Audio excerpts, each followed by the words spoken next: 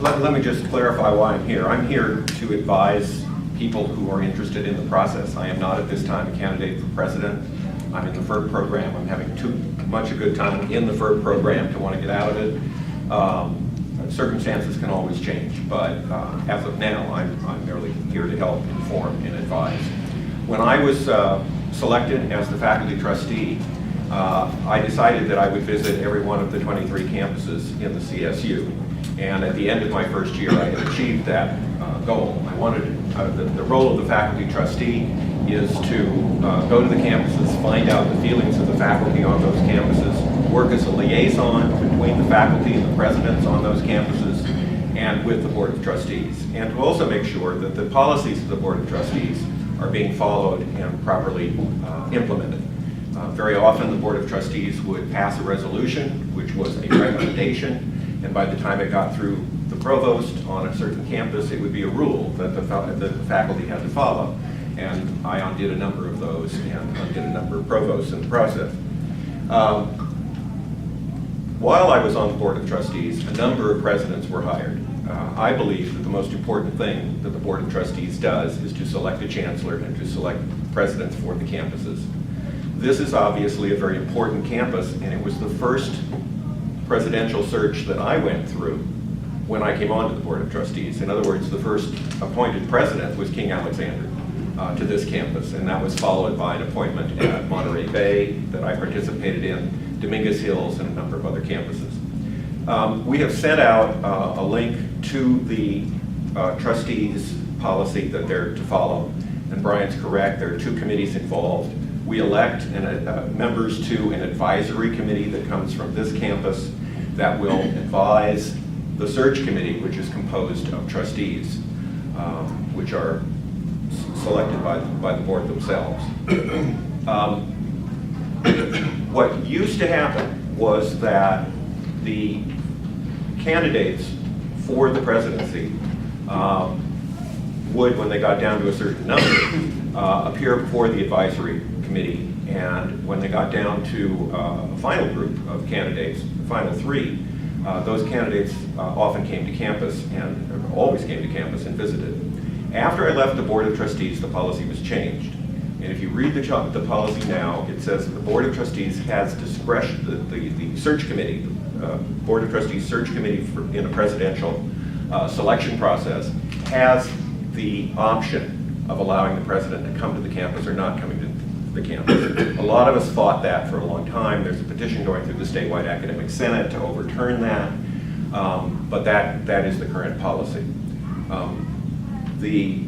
I find the policy very strange and very troubling. And the reason is, if we're looking for provosts, they come to campus, they interview with the academic senate, they have public forums. If we're looking at deans, they do the same thing. We're looking at department chairs, they do the same thing. We're looking at faculty, they do the same thing. So I don't know why we're suddenly excluding presidential candidates from the process. If I were a candidate for president on a campus, I'd sure want to go to that campus. I'd want to meet with the academic senate. I'd want to find out what the climate is like. I'd want to meet with the staff. I'd want to meet with the students. I'd like to just get the feel of the geography of the place. So it's puzzling to me that there are candidates that don't want to do that. And it's even more puzzling that a policy would be in place that would allow the board to protect the anonymity of a candidate until the candidate was named, which is very odd indeed. There are a couple of other places where there are wrinkles in the system that I think need to be watched for. The advisory committee is supposed to report to the Board of Trustees search committee. So the advisory committee goes through the resumes and then makes recommendations. But that recommendation, several times under the former chancellor, was summarized by the chancellor for the Board of Trustees search committee. There was not a direct communication between the advisory committee and the board search committee. That has to be stopped. That's totally unacceptable. The Board of Trustees search committee then makes a recommendation of 2, 3, 4 candidates. Those candidates, as Brian pointed out rightly, are then vetted at that point. And what that means is, while resumes have been looked at, a complete security check is done. And so we have come into the room, The board then, say they recommend 3 people, those 3 people then appear before the full board of trustees, and we interview them, and each one is given an hour before the full board of trustees. That's normally done at the Hyatt because it's near the chancellor's office. Each of the candidates is put up in the Hyatt, and so on and so forth. So the chancellor will summarize the findings of the advisory board for the full board, will summarize the findings of the board search committee, which is members of the board who are there, so that they can attest to the appropriateness of the summary, and then the candidates are brought in to be interviewed.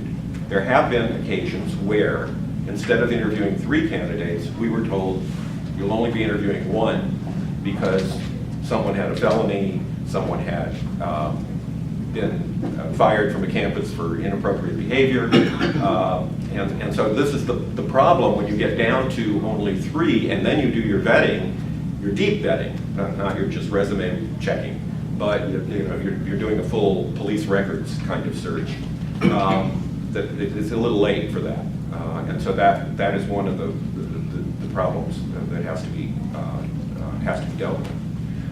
When those things happen, the Board of Trustees is told you can either appoint this candidate, the last remaining candidate, or start the search over. We were not told we had to appoint that candidate, and so you can do that either way. But I think one of the things we want to look at is to make sure that the vetting occurs earlier. So as I said, I'm merely here to advise on the process, to give you the view from the Board of Trustees, having sat in on those meetings when we interviewed those candidates and when we voted for them. The discussions were often very lively. They're confidential because their personnel matters, and so we could not repeat them. This put some of us at a disadvantage because there would be newspaper reports that were terribly inaccurate about what went on, and we couldn't comment because it was a confidential process. Sometimes the newspaper commentary would say something like, the candidate who was chosen was the overwhelming favorite of the Board of Trustees, when the vote was one way or the other, and we couldn't say. And so there is that difficulty too with all the confidentiality that goes on. Given that there's that much confidentiality already, I don't think we need more confidentiality by not having these candidates come to the campus. And my big issue is they darn well better come to the campus. And if they don't, I think there should be protests. If you have questions, I'll be glad to answer them, but I know you have other speakers you want to get to, so let's do that and then. Thank you, Craig.